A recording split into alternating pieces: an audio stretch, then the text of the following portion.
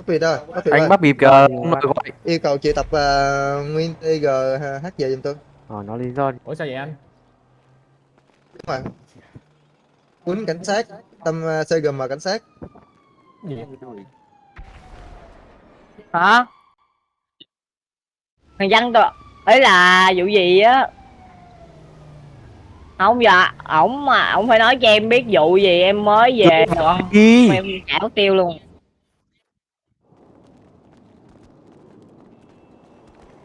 Đây Sao? này. Ờ, Sau đó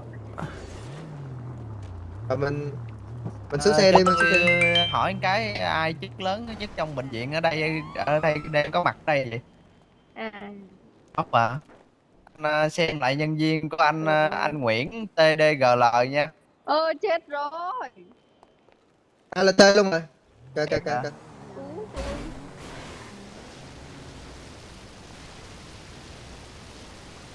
Anh cái kìa. này Thấy